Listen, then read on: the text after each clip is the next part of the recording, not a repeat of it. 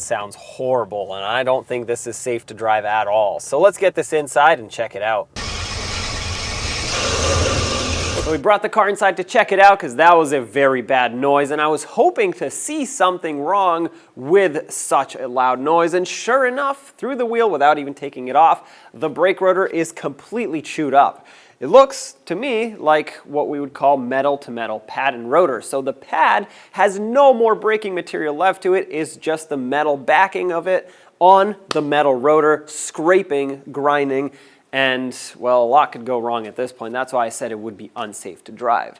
Now, this vehicle has more issues, brake-related, than what we see here, but this being the most obvious one, let's dig into this one and find out why this is being caused, because could it be normal brake wear and maybe the owner of the vehicle waited too long to change the brakes, or could this be caused by a different failure in the system? If you're having trouble diagnosing the noise coming from your vehicle, check out our 1A Auto app where you can narrow down your search and browse through a library of videos that will help you diagnose your problem.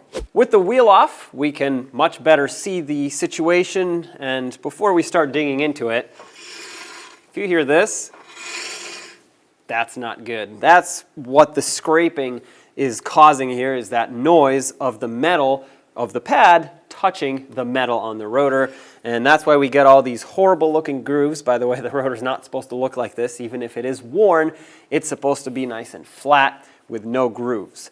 So why is this issue occurring? Now, like I said earlier, it could be brakes and pads really that were left on there for too long. However, in our case, the other side rotor and pads are not as worn, and that makes me think that that side isn't functioning as much. This side is now picking up the slack and working almost twice as hard, and therefore wearing out these pads a lot faster. And that actually can cause other issues as well. So let's take this caliper off and inspect the pads and see what's behind there.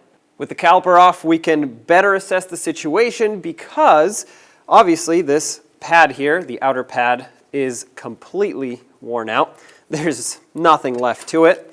And yeah, that's for sure completely gone. Now, the inner pad does have a little bit of meat left to it, and that's also why it wasn't making any noise on the wear indicator, which do squeal when they hit, but this wasn't hitting yet. Most likely these pads are worn unevenly because of the extra work that this caliper had to do, and they just couldn't keep up. Now, there is more that we need to check, and that is everything else around the pads, basically. So we got the slider pins here. These actually function really smoothly. They're not stuck. They don't have play. The boots aren't torn. They feel like they're greased up, and actually, if I take one out, I bet you all see, yep, that's a lot of grease in there. So these are actually functioning properly, and there is actually one more thing we need to check, and that is the piston of the caliper, which in turn will also check our hose to make sure it's not collapsed. So if the piston is seized up, obviously we wouldn't have this kind of wear here, but we still need to check it. So put your tool in here, that'll squish the caliper piston, and this one pushes back really slowly. Now, I don't want to push it in too far because I prefer to have the bleeder screws open when I do this, but I just wanted to double check, and it going smoothly confirms that our hose is not collapsed and stuck shut, and that our caliper piston is not seized up. So this caliper is actually working 100%. It's just doing 200% of the work. Let's go to the other side and check things out. We're on the other side now, and this is the side that I actually suspect is the original issue that caused that side to be what it is. So let's take it apart the same way. We got the pads here. These have these little springs, and I'm going to take these out so we can feel for the pads. Now, the pads can be seized up, and if they bind in the caliper bracket, they can't slide smoothly, and that would prevent the brakes from operating. These actually have a lot of meat on them, which tells me that this caliper itself has not been applying a lot of pressure to these pads, even though the pads move smoothly. Next, I want to check the slider pins, and well, already I see an issue because this one moves nice and freely. That one, I can't even spin. It is stuck. So that's a problem. A lot of times, you may not even be able to unseize these. What usually happens is the boot rips, has a tear in it, the grease leaks out. Now this one does look quite swollen, so it might not even be torn or anything. It could just be swollen. Water got in, grease got out. washed it out, and now this is stuck. There is one more thing we need to check, and that is the caliper piston. So let's check it on this side by trying to press it in. And if you remember correctly, it should go in nice and smooth with little pressure. Oh, yeah, that one is stuck. So we got a combo of problems here, which basically has caused this side to not function 100%, and for that side to pick up the slack, causing that side to be metal to metal, and this side didn't make any noise, but really it was hiding the issue.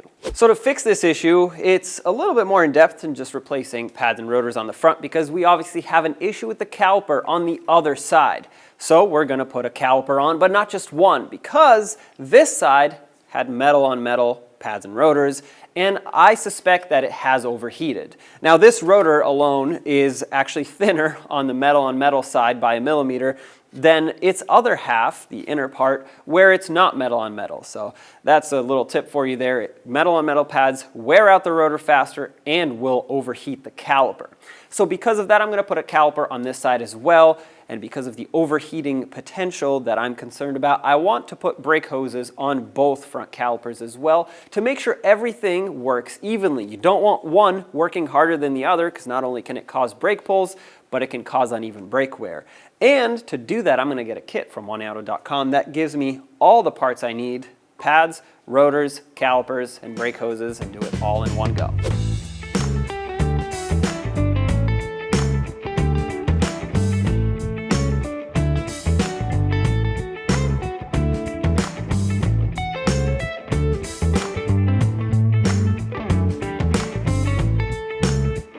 So we just finished the front end, rotors, pads, calipers, and brake hoses. Everything's good to go, but we can't assume that the rear brakes are good if we're having major failures in the front here. So it is very important to check out the rear as well, and we'll go there next, and who knows what we might find. Giving the rear a visual inspection is very important because there are some issues here to address as well. On one side, we have a parking brake that is stuck applied. On the other side, it's not. But here's the thing, both sides spin, but on this side it looks like it's stuck applied. So there's more to find out there, so let's remove the wheels and dig a little further, because obviously we're having some issues, and with the parking brake cables in this situation, it's probably not going to hold the vehicle very well if you do choose to apply the parking brake. Now on this side, well, the pads are very thin, and that tells me that the parking brake being stuck on has prematurely worn these pads almost all the way through. On the other side, there's actually a lot more pad left, so they did wear unevenly. In this setup, the parking brake cable hooks onto the caliper, and you want to make sure that it is not the cable that's seized and that it's actually the lever on the caliper. So pop this off, and as you can see, well, this cable moves very freely, so it is not the cable, because if it was, as soon as you would pop this off, this lever should want to open up.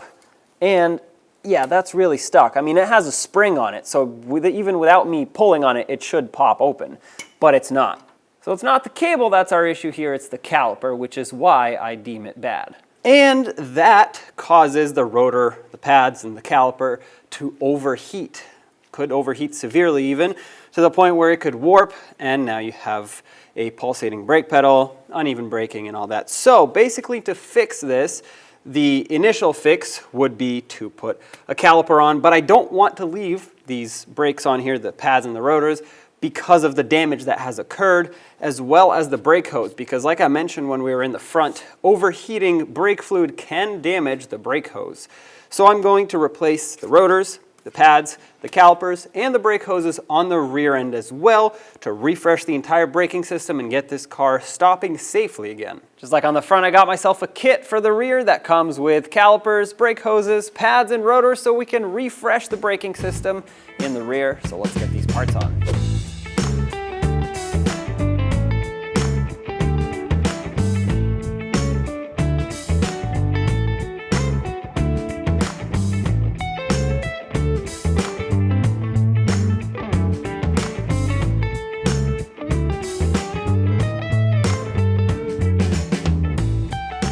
We got the rear brakes replaced, everything's nice and new. So let's bleed the brakes, put the wheels on, take it outside, and see how we did. Okay, we're outside on our test drive. Let's hit the brakes.